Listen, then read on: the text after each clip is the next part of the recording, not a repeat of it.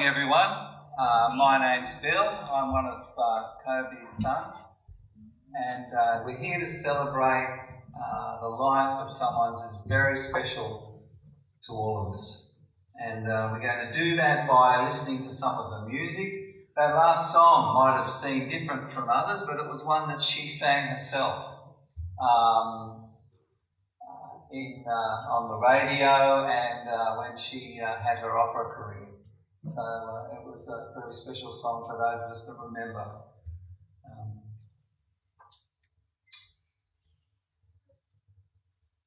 We're just going to have a look now at a photographic tribute of Mum, and just let the pictures speak to you, okay? Mm-hmm.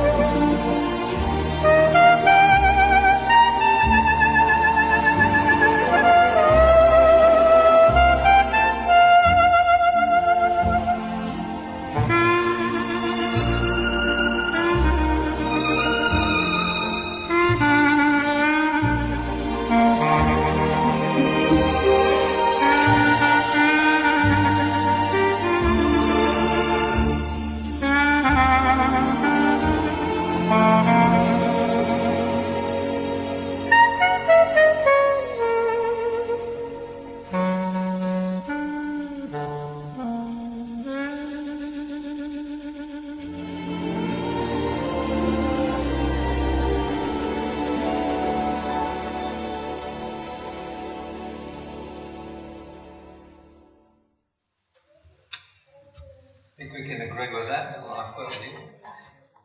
We're going to watch just a video clip of a poem that some of our family thought was appropriate for Mum. And while that clip's playing, we're going to have an opportunity for people to get up and just say a few words about Mum if they like. And some of the family's going to do that, and then maybe some of the grandkids. But if you've got something you'd like to say, just feel free to join in as well. Okay? So we'll just watch this next clip and go from there.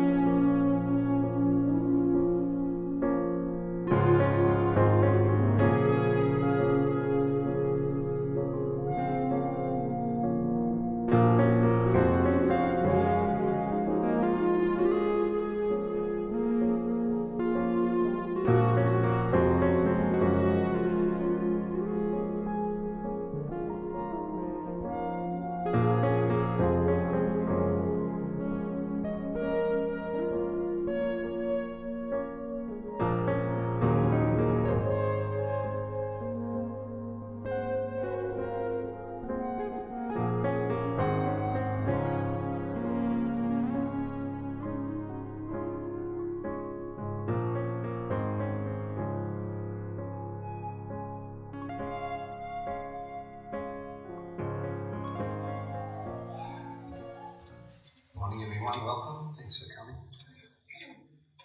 The photos say a lot, don't they? Always a smile.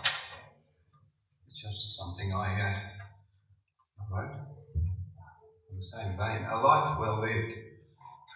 Weep not for me, although I'm gone, into that radiant starry night. Just compose yourself for a second. Grieve if you must, but not for long, because my soul has taken flight. I am at peace, I am at rest. Don't shed too many tears. For all that I loved, and with all your love, I was blessed for so many years. I am no longer old, but forever young at heart, which was very apt for Mum. Just as I was in years gone by, and at the very start. Just put good things into your thoughts, my full life, some problems. You finish it off, please. Just the last few words. But oh, so much fun. There in your memory. Then in your memory, I live on, a life abundant and well lived.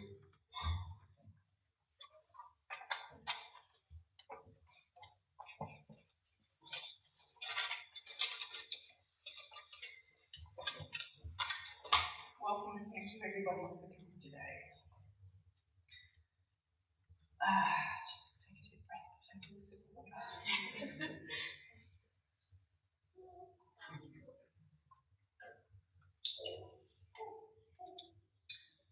Coby, our mum, had a wonderful, difficult, heartbreaking, happy 96 years.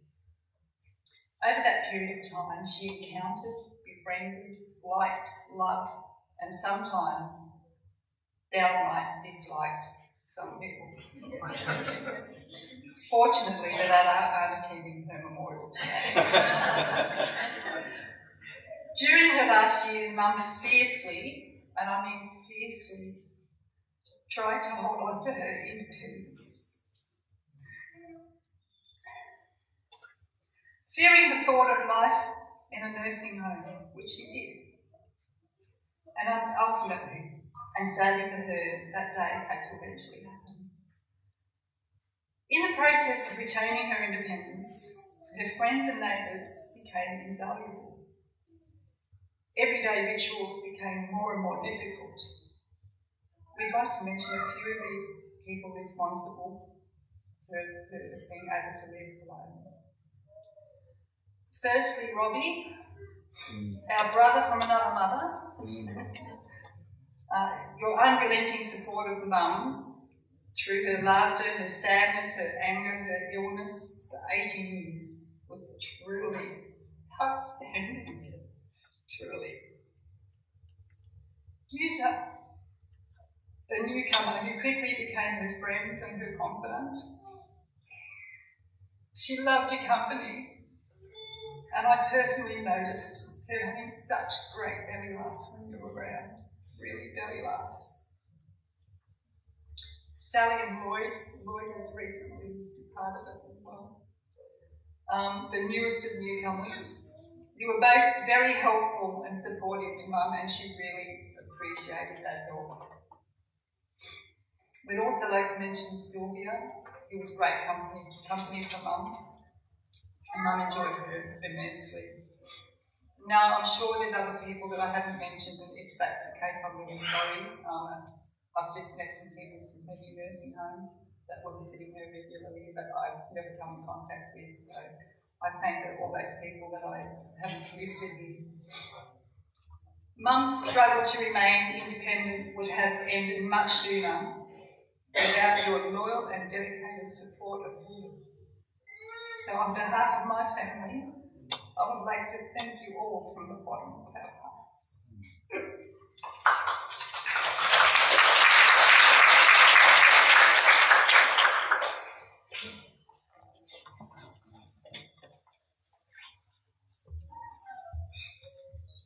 I printed this really largely so I don't need my glasses. Hi everyone, my name is Tammy and I'm Coby's youngest child.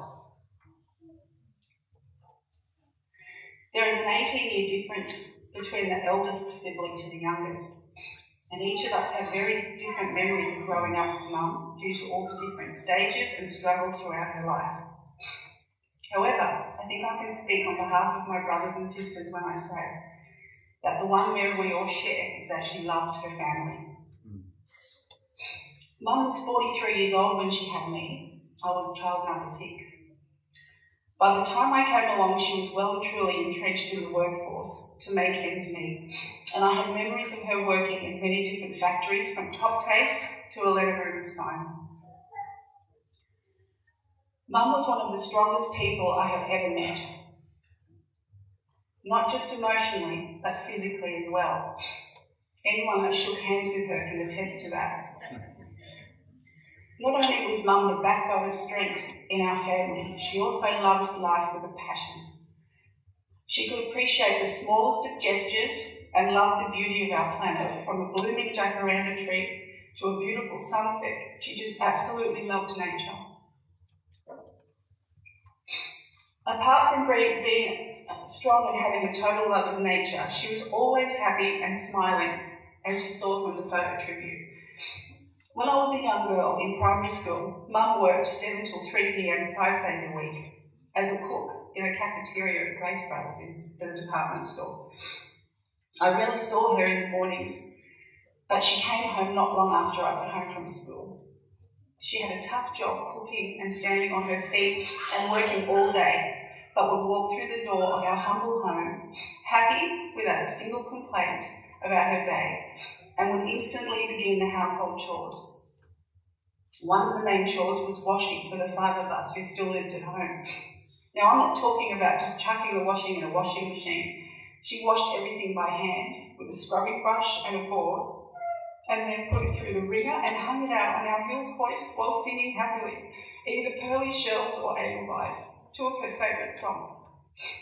Once the washing was done, then it was the household chores and dinner prep. Never once do I remember her complaining of her hard work or her hard workload. She just got on with the job. No help from Dad, or dare I say me.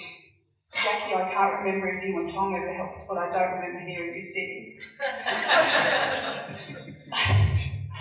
Our neighbours used to love listening to her, and actually one of my neighbours came today, which is very special. Our neighbours used to love listening to her sing while she hung the washing, and when we moved from that area, we were told it was greatly missed. I also remember when I had 3 young children and was living at the top of the hill in Sunrise Beach. Mum used to come and help me out every now and then. She would have been in her mid to late 70s, and she would catch the bus from Tewantin to Noosa Junction, where she would call me and I would go and pick her up. One day I was waiting for the call and was getting a little concerned that I hadn't heard from her yet. Suddenly she appears at the front door with a bloody chin and scrapes and bruises on her arms and knees. She had fallen off the bus and injured herself. Got to the phone booth, no mobiles then. I had forgotten my phone number, so she walked from Noosa Fair shopping centre to my home at Sunrise Beach, shaken and bleeding. When I saw her and I made a fuss, her words to me were, "Don't be stupid, I'm okay." And then got on with helping me. Now that is one of the many examples of her being tough. Towards the end of her life, Mum craved company, and lucky she had produced a gigantic family to call upon to come visit. Right until the end of her life, she still had the same appreciation for nature. And sometimes she would shed a tear with Tony and I when we watched the sunset together. Although in a lot of pain from arthritis, breast cancer, chronic bad back, carpal tunnel in her hands, diabetes, a bad heart and lungs, she was still always happy and positive and could crush the bones in your hand if you ever gave her a chance. She never wanted to miss a single event or gathering, and if you didn't celebrate her birthday or especially New Year's Eve, you were in big trouble. She was one of a kind, a kook, an extremely hard worker, the life of the party, the matriarch. And I'm so lucky that she was my mum. Thank you.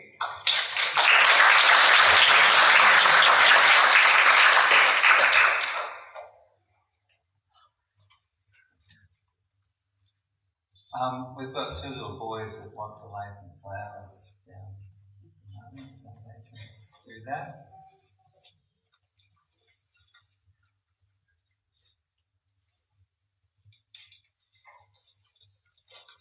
Thanks.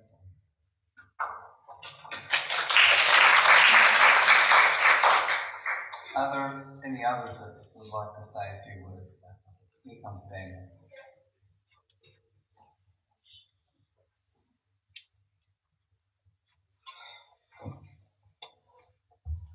Hey everyone, I'm Daniel. I'm one of the grandson. I just wanted to give a short talk about being one of her grandkids. As everyone here is already aware, Oma was an incredible person. And like everyone, she meant different things to different people. To me, she was larger than life, formidable while also fragile. She was very hardened by the circumstances of her life, but it didn't seem to harden her heart. She was constantly singing and dancing. She was usually smiling, and she was always cheeky. But that didn't mean she was perfect. She could be quite brutal with her digs at people, at times giving them hell. For me, she'd give me grief about my weight every now and then. The thing was, she could always take it too. She never took herself too seriously. She seemed to admire people more when they take an insult and throw it back at her. When I was a child, she was really intimidating, having this old Dutch lady who would yell at you, "Don't be stupid," whenever you did anything seems really intense. It wasn't until I moved to Noosa and spent more time with her when I was a teenager that I realised that the way she was saying it was far from aggressive. It was more than anything, it was just usually her being cheeky. The first time I felt like we understood each other was when I saw a smile on her face after I said to her, "Hey Oma, don't be stupid." She just lights up. I don't know what happens when one leaves this earth, but what I do know for certain is that her actions led to the existence of a large number of people in this room. She may be gone, but we have become part of her legacy. She lives on not only in our memories of her, but through us and who we are, and we are alive because of her. We have the privilege of being alive on this earth because of the seeds she planted throughout her life. I'd like to end on a quote from Albert Einstein. Our death is not an end if we can live on in our children and in the younger generation. For they are us. Our bodies are only wilted leaves on the tree of life. Thank you.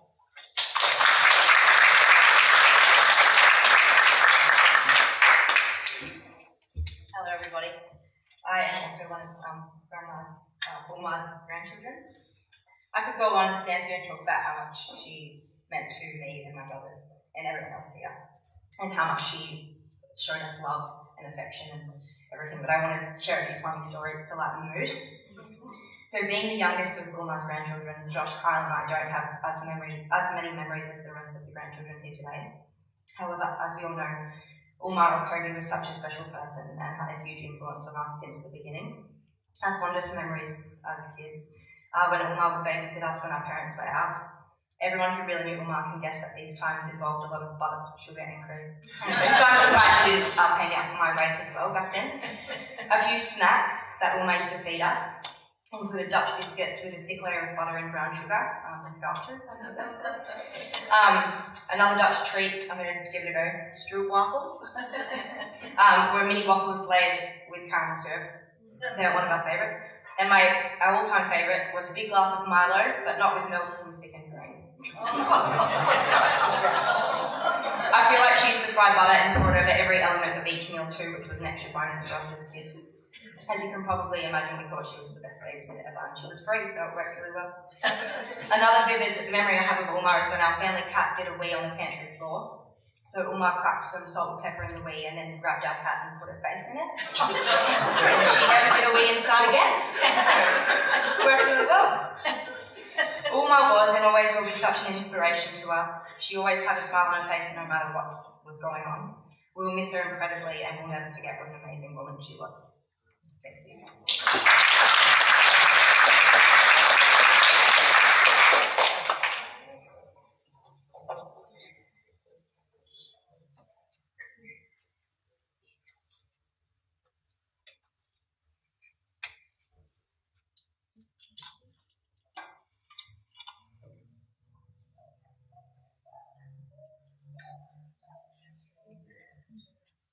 Okay, if that's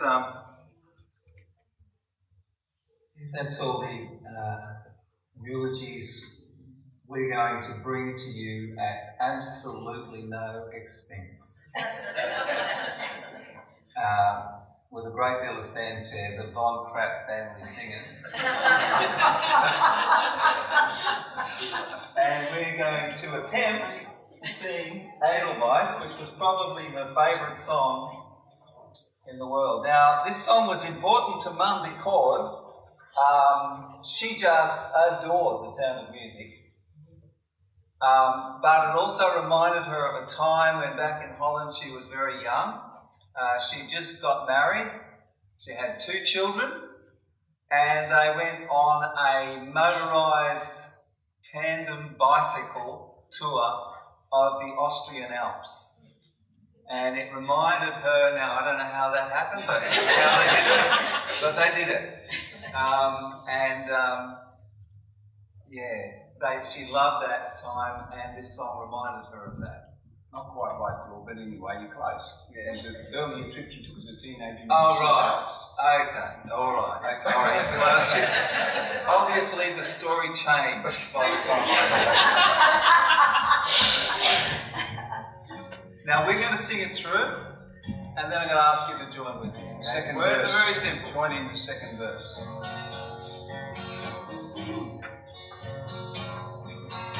Edelweiss, Edelweiss, every morning you greet me, small and white, clean and bright, you look happy to meet me, blossom of snow, may you bloom and grow, bloom and grow forever.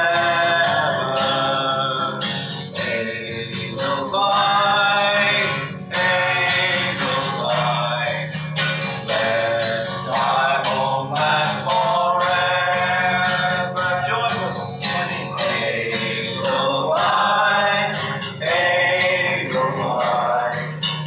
every morning you greet me, small and white, clean and bright, you look happy to meet me, blossom of snow, may you bloom and grow, bloom and grow forever.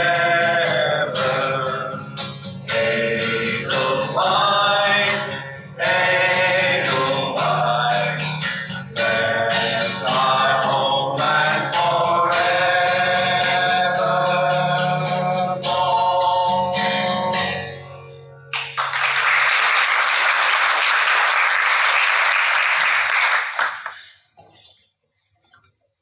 Yeah, we'll be performing at the J next week.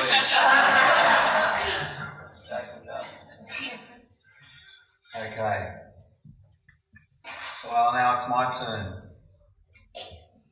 And I tell you what, it's hard to try and sum up the life of your mum.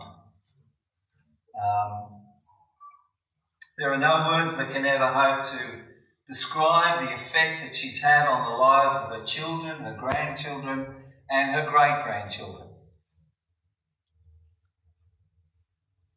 For all of us, there were times when she could embarrass us.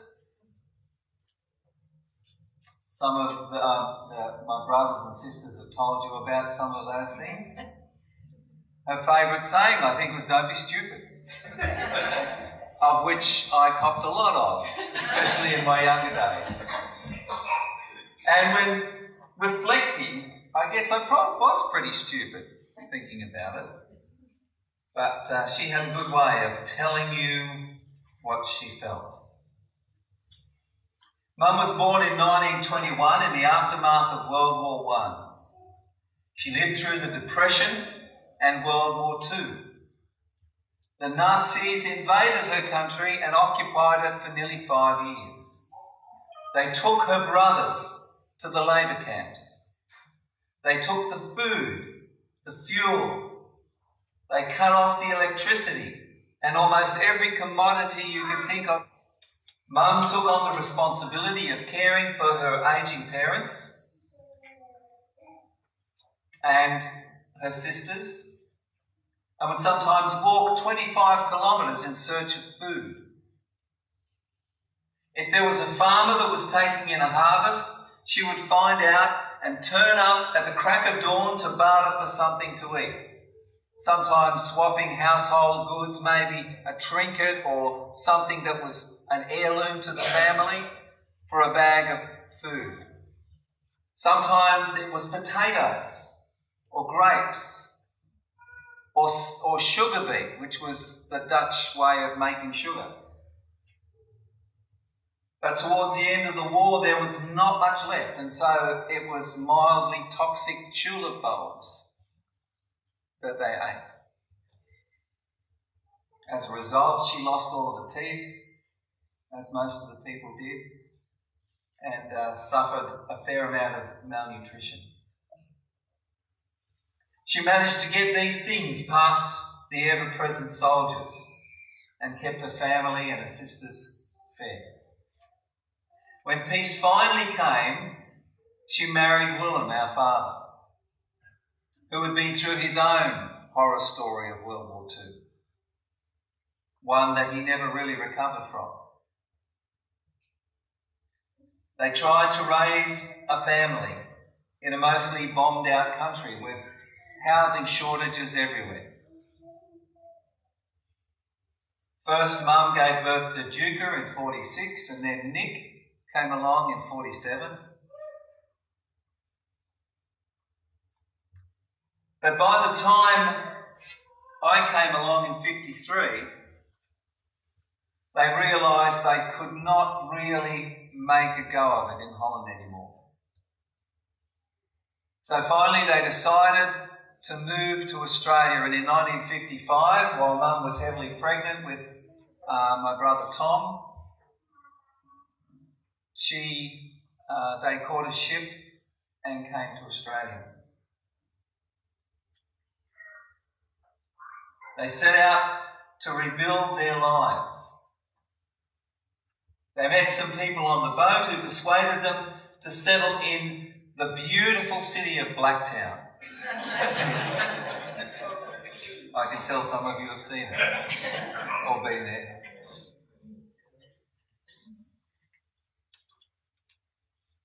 Now, life was not easy for new Australians, or refos, as they referred to people who came from Europe after the war. That was one of the nicer terms, by the way. There was resentment towards them for taking Australian jobs. Some things never change. And there was the language barrier. Now, we grew up and we had really no problem learning to speak the language because we were young, but for Mum, it was always a struggle. And in the last 10 or 15 or maybe 20 years, she would often slip back into her old mother tongue halfway through the sentence. And most of you would be aware of that if you'd spoken to her. When Dad was forced to get Australian certification for his occupation, even though his qualifications were far in advance of anything in Australia at the time, Mum took on the job of caring for the factory, and she started by working in an abattoir in Western Sydney in the afternoon shift. She took on various jobs. During the difficult times, she worked, as my sister already suggested, in factories and as a short order cook, on assembly lines, and as a cafeteria cook. She did all sorts of jobs. I think she even did some cleaning at one stage.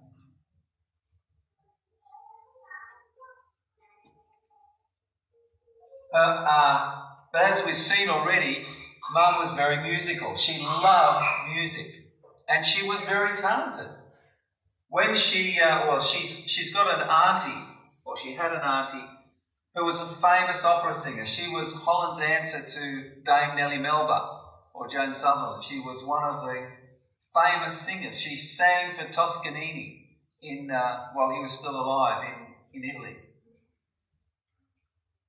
And she recognised that Mum had a very powerful voice. We all know that, don't we? She had a very powerful voice. And she trained Mum and taught her to sing opera. Mum loved to sing, and when they moved to Australia, she found a group of like-minded people who encouraged her. Yet with a growing family, she couldn't develop a career. However, she never lost her love of music and would sing whenever the opportunity arose. And there was always music playing in our home. Those, I guess, are the facts of her life. They speak of her strength, her tenacity, her resilience, her talent, and a commitment to the family. But there was so much more to her than that. She went through so much, and it made her the woman she was. She believed in Christ, but she had no time for religiosity. Her faith was very personal, and over the years it was sorely tested. When Dad died suddenly after a seemingly routine operation, it knocked her around. When our beloved brother Tom died just a few years later from a horrible cancer, even though all of his friends and family prayed for him and believed he would get well, when he passed away, it was a big shock for Mum. Because kids aren't supposed to die before parents. And then, just last year, when her beloved Nicole passed away, after her long and dreadful battle with disease, it really shook Mum to the core.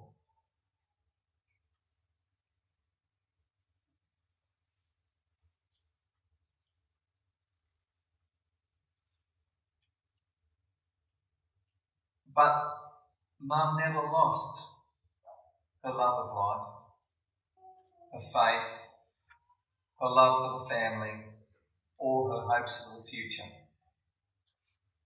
And that was the most amazing thing about my mum. She had an unquenchable love of life. She was always looking forward. It's probably one of the most enduring characteristics of her personality. If you'd arranged to take her somewhere, she would be ready on the couch with her bag in her lap and the keys in her hand, ready to go. An hour before you were supposed to pick her up. Don't forget the tongue. Oh, the tongue. Yeah, well, I can't do that. Sorry. I need Jackie to visualise that. She loved to go and see the beauty of the world around her. The beach was special to her, as you saw in that clip, because she grew up on the beach in Holland. Not much of a beach. But she loved it nonetheless. And she loved the beach here.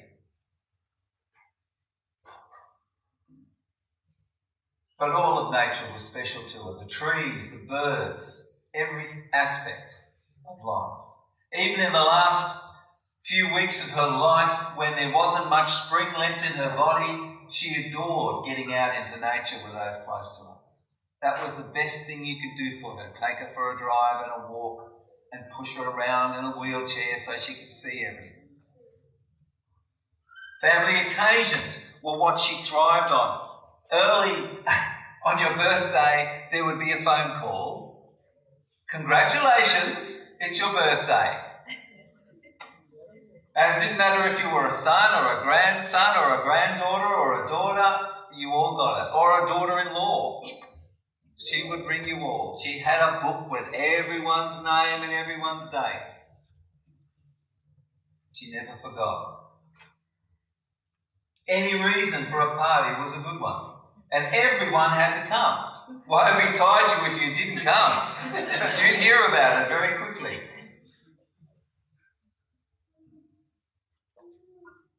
Birthdays, weddings, Christmas, all great events.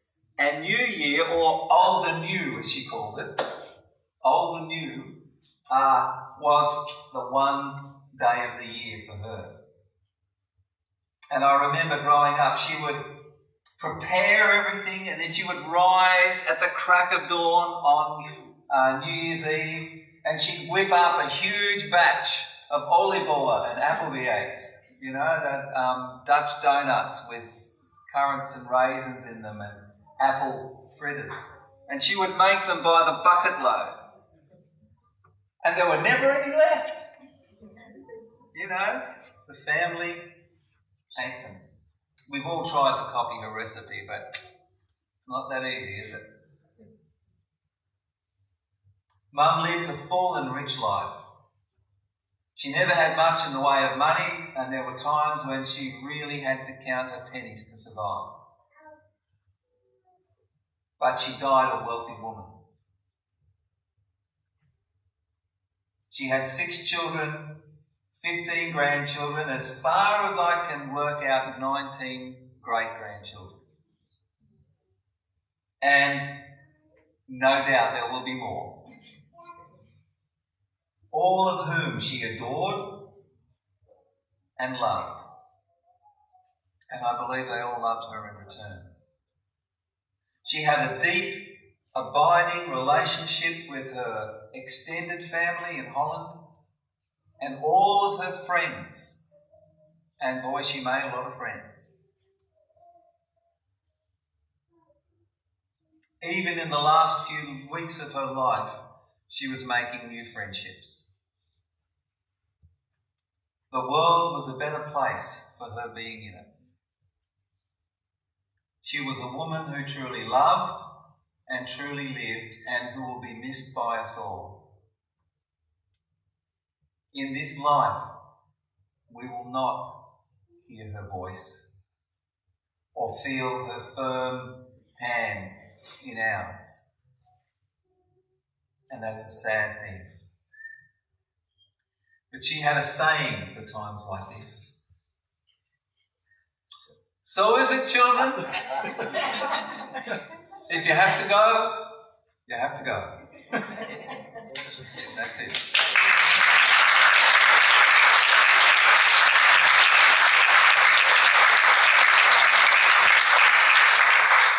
Again, I'd like to invite you to stay with us and maybe have a chat with us over a cup of tea and coffee. And we're just going to finish by listening to some more of Mum's songs. Thanks for coming.